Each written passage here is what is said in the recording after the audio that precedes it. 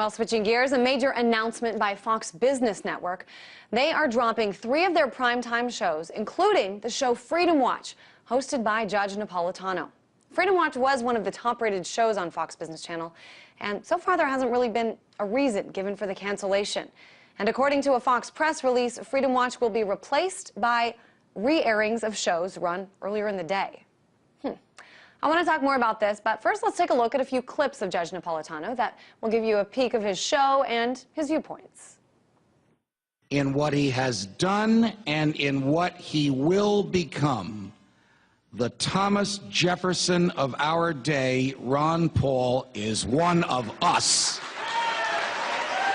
But Senators McCain and Levin have added this legislation which would authorize the president to declare the entire United States of America, all 50 states and all territories, to be a battlefield. The government of the United States shreds your rights every day. It taps our cell phones, it reads our emails, it kills people abroad with predator drones. It strip searches an 87-year-old grandmother in a wheelchair at an airport. All right, so not your typical Fox News principles here. Judge Napolitano talks about Occupy Wall Street, the National Defense Authorization Act. He's been consistently pro-Ron Paul and anti-war. We'll also talk more about what the cancellation of this show means in terms of the public discussion. Let's go to Wayne Allen Root, a libertarian and author. He wrote the book, The Conscience of a Libertarian, Empowering the Citizen Revolution with God, Guns, and Tax Cuts. All right, Wayne, this was a prominent show and a different show for Fox. For people who aren't familiar with it, talk a little bit about what Judge Napolitano brought to the forefront of discussion on his show. Sure. Hi, Christine. It's great to hear from you. And I think it's important to note that it is Fox Business Network. It's not a political network, so they were taking a very big chance with a show like Judge Napolitano's Freedom Watch. So it's not your typical show you'd find on a CNBC or a business network, so it was unusual.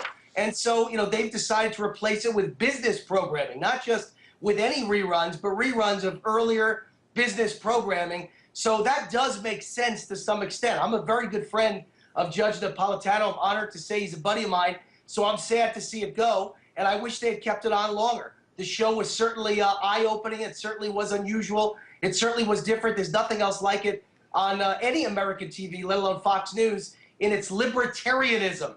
Libertarianism, of course, is fiscal conservatism and also socially liberal or moderate, and also for civil rights and individual rights and personal freedom and economic freedom. And really no other show quite touches on it the way Judge Napolitano did at Freedom Watch. So very sorry to see it go, but not necessarily something you could be angry at Fox Business at, because CNBC would never allow a show like that on in the first place. So let's give Fox credit for being willing to take a chance on a very out-of-the-box libertarian TV show in the first place. Well, they took a chance, and, it's, A, not CNBC, and B, it is Fox Business Network under the umbrella of Fox. They took a chance, and it wasn't necessarily a failure, and we don't have to point our fingers here just at Fox, but let's talk about libertarianism, as you say. How does the coverage of libertarianism and of issues embodied by libertarians, these issues aren't covered by MSNBC, CNN, or Fox. Why not? Right. Well, here's the thing. Let me say, in the last 3 years, I've been a guest about 75 times on Fox News, and maybe once or twice on CNBC, never on MSNBC, never on CNN, and now I'm a regular contributor to FoxNews.com. So you can't say Fox News is anti-libertarianism or anti-libertarian or libertarian party. They certainly give us more coverage than any other network. That's not to say they're pro-libertarian. It's to say that from time to time, they tend to have a little bit of a libertarian streak. And I never attack my friends. I'd rather attack my enemies. So I try and be nice to Fox. But I will say this, libertarianism has 2 problems if you want to sell it. I'm the most honest person about libertarianism in this country. I tell you the weaknesses. Number 1 is libertarianism is not pro-corporations or corporate welfare. And when you're not pro-corporate and a TV network or radio network has to sell advertising to corporations, you wind up with problems, which is why perhaps Judge Napolitano's show isn't on. Probably the same reason Glenn Beck's show is no longer on Fox News. There's a real problem selling an anti-libertarian, an anti-corporate feeling on a network that has to take ads from corporations and that's just a reality of life. But number two, libertarians, Christine, can make a change that sells libertarianism, for number two. And the problem is, I don't know if you're a football fan, but Tim Tebow is the most exciting football player in America today. And after his last playoff victory, forget about football. It was a football victory, but 96 million people all over the world Googled John 3:16, his favorite biblical saying after he won that game. What makes Tim Tebow so special that he can sell religion while playing a football game? Enthusiasm, energy, passion.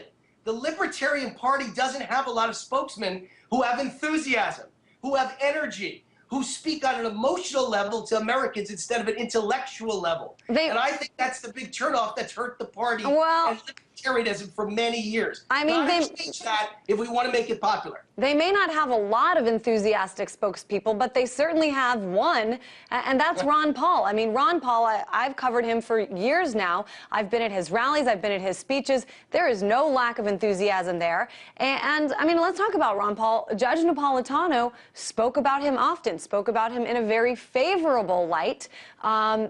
That's probably, you know, I know a lot of viewers who watched his show were also major Ron Paul supporters. They're going abuzz on Twitter today after hearing about the cancellation of his show.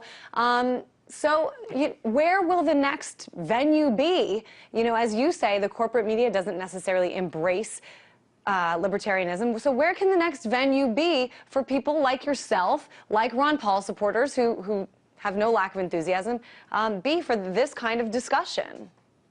Well, first of all, I put an article out that Fox News was very willing and happy to publish, and millions of people saw it. And it was called, you know, the Ron Paul phenomenon, explaining and understanding the Ron Paul phenomenon. It was a lead story for almost an entire week at foxnews.com just a few days ago.